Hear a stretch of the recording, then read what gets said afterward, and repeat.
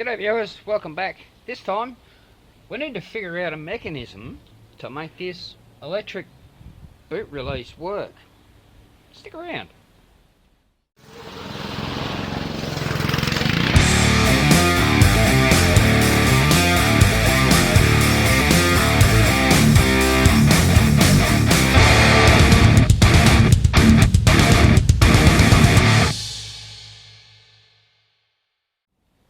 So if this is your first time here, welcome to the channel. I hope I can teach you something. If you like what you see, and consider subscribing. Now last time we took the lock out of this and made a cover plate to hold the stock handle in place and house a push button momentary switch. Now we need to figure out a mechanism to make all this actually work. Now previously I had this solenoid here that locked and unlocked the lock mechanism, which in turn activated this lever here. What I need to do now is have a solenoid down in here somewhere with the linkage up onto here, onto this lever here, so that when it activates it pulls back this lever. But we can't just leave it like that, because well then anyone can just walk up and hit the button and unlock the hatch. So I need to utilise the second relocated solenoid so that it will pull this arm up out of the way, so that when you do hit the button it doesn't do anything. It'll still retract, but it won't be connected to this lever, so it won't open. There's a few little issues with that. Let me play around with this a little bit and I'll bring you back and show you what I mean. And we're back. So what I've done, I've dismounted the lock solenoid, which will probably end up living somewhere about there. And as I said, this one down in here. Now you can see this linkage here has to go onto here, but then it has to lift up. So yeah, when this solenoid activates, it'll pull that up off there. But I need to make it so that when it re-engages, you saw what happened there. It didn't re-engage. I need to make it so that it will re-engage every time. That in itself could be an issue, because the end of these solenoids are on a swivel. See, I can spin that around. Now that's probably easy enough to fix. I drop a super glue in there and it's not going to swivel. That's great. That'll fix that issue. The other issue is that these solenoids are made to either do that or that. There's no spring action there, it's all mechanical down in here. There's a little motor which turns on a rack and pushes this out or pulls it in, depending on the polarity.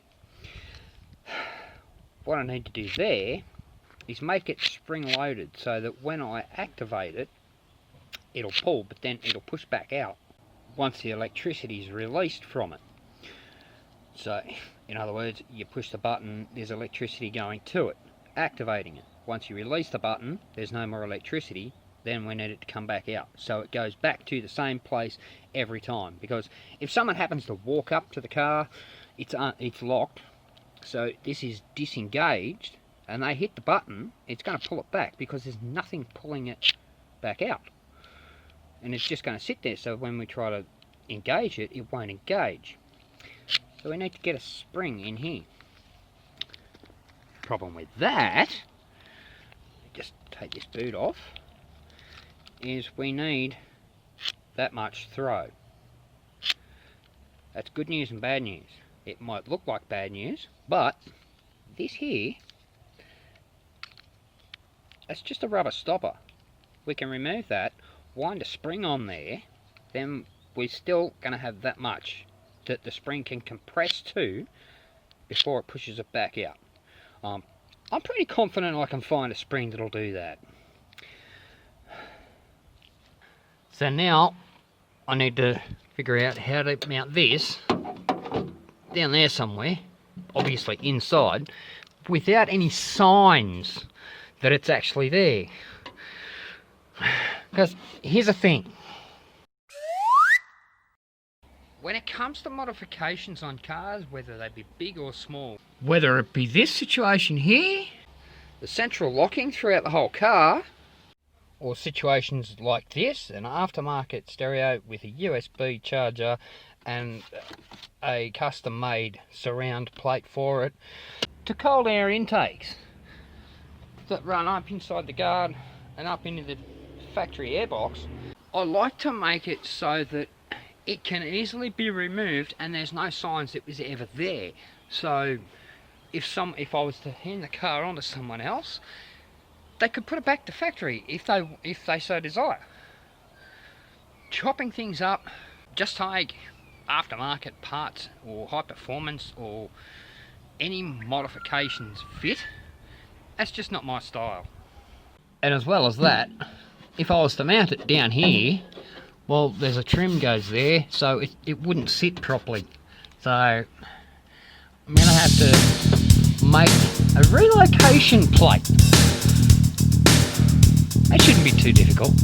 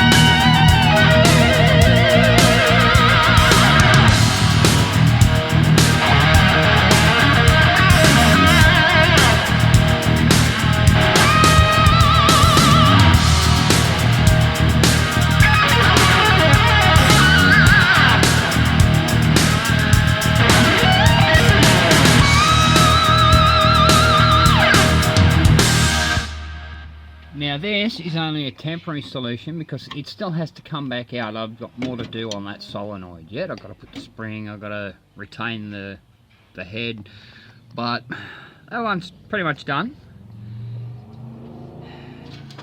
Now we've got to worry about this one. Okay, so I have a plate on there. I'll show you that in a second with the solenoid attached to it. And of course I've attached that solenoid to the linkage. Linkage is pretty much where we need it. Solenoid extended. I'm just going to hold this plate just about there. That's too far, so I've got to come back in. So it's got to stay there.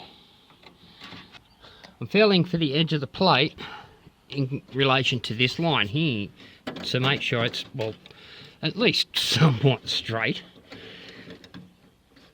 So about there. Stay there, you. Yeah, it's kind of straight-ish. Now, if we concentrate up here, I'm just holding that plate in place. I'll pull that back. It's clear. Push it back in, it's straight back onto it. Bam, bam. That's fine. That's exactly where we need that. As usual, take a Sharpie, make a mark. There we go. That's where we need to drill our holes to make that happy. Okay, well this is the bracket I've made up for this one. You notice it's first got a dog leg, but then this is kicked back up. That's because the solenoid's not going to sit in, like, mounted on a flat plate, and I can actually show you. Mounted on a flat plate, this solenoid head isn't going to line up with where the linkage needs to be. It falls away, and then of course it won't re-engage. So creating a dog leg lifts it up a bit, but obviously I didn't create a big enough dog leg, so bending this side back up, well, you can see what it did there. If I pull that up, it pulls this side up and lines it up with the linkage. We can play around with that once we get it in there, but let me get this all mounted in and we'll see how it goes. Alright, here it is, all mounted up, nice and solid. Two screws, again, those screws aren't permanent, same as these two. But, see here, solenoid's retracted, push that one down. See it hooked over, pull it back, it's off. Push it back, there, see, it's repeatable.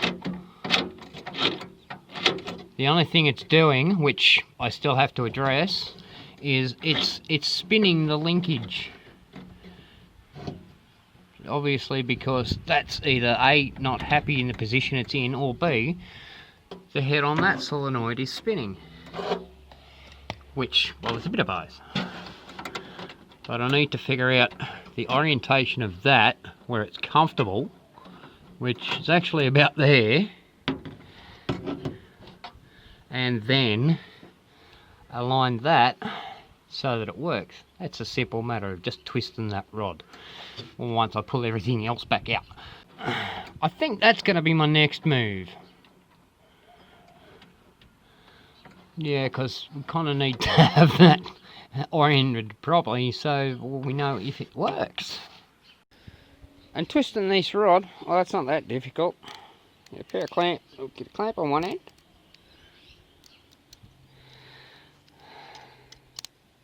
Clamp on the other end, and we just twist.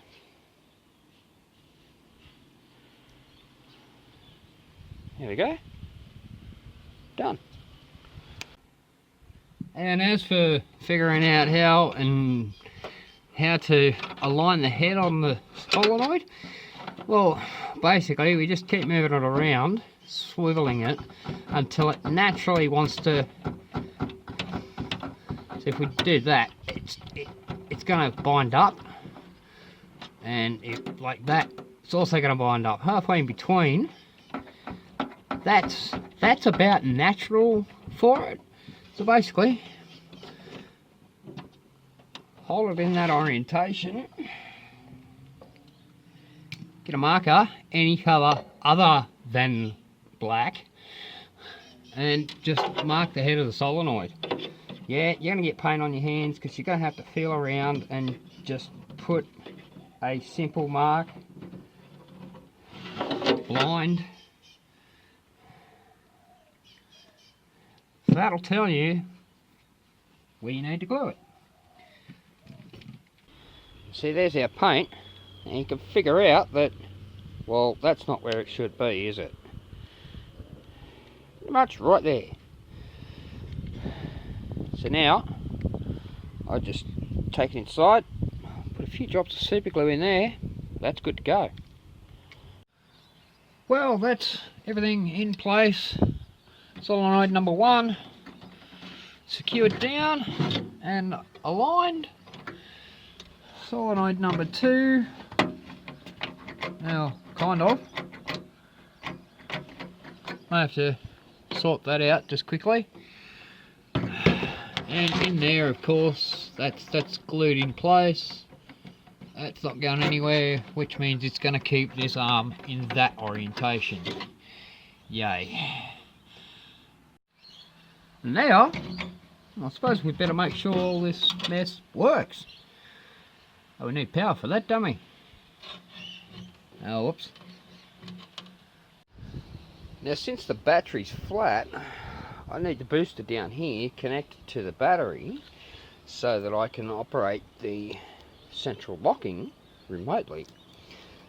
But I still need a power source down the back, so I found these 2 wires. Black one goes to the negative, yellow one goes to the positive terminal. Goes all the way along the car, and here it is down here. Now, here's the tip of the week. Whenever you're using a system like this where you've got wires directly off the battery, make sure you take the precautions of making sure that these 2 ends never touch. You see I folded one back there, so I folded the negative back there so that it's absolutely nowhere near the positive, and also make sure the positive never goes anywhere near the body, because that'll arc the battery and destroy your battery. If you have a booster connected, it may damage that, and it may even fry certain systems inside the car. Okay, now the system's all set up. You can see I've got that's the lock solenoid already attached. This one, we need to find a source for that eventually, and just for now I'm just using this padlock to simulate the catch down the bottom. So basically, when I trigger that solenoid, if that lock falls out, we're good. Okay, here's our 2 wires over here. Now, but keep your eyes over here. Negative and positive. That seemed to work. But that's not all I want to do. I'm going to put the lock back in the latch, and I just want to cycle the central locking just to make sure this is working properly. And here we go. Lock the car. It disengages. Unlock the car. It re-engages. Try that again. Lock and unlock. Cool. That seems to be working fine. Now I want to lock the car, and I want to make sure, well, obviously it's not going to react. Hit the solenoid. It's pulling the bar back, but obviously it's not unlocking. That's what I wanted. And also, obviously, it's not coming back out because I haven't fitted the spring to the shaft yet. But if we try and re-engage that lock now, let's unlock the car. See, it's come down the wrong side, so that, well, if I hit it now, it's not going to do anything. So we absolutely need that spring. But let's lock it, pull that out, and unlock it. There we go. I think that's where we're going to call that one. Still got a little bit of work to do. Everything's, well, I've got to permanently mount everything. I've got to find electricity. So next time we're going to be hunting for constant power. Then we'll hook that up. Everything should be good. We should be able to put everything back together. Thanks for watching. Hope someone got something out of this. If you learnt something, you like what you saw, hit that like button down there. While you're down there, hit that subscribe button and the notification bell, that way you know when the next one's coming. I appreciate all comments, share on social media or anywhere you like. Get your friends involved, bring them along. Anyone you think might benefit out of stuff like this, give them a shout. And as usual, I'll see you on the next one.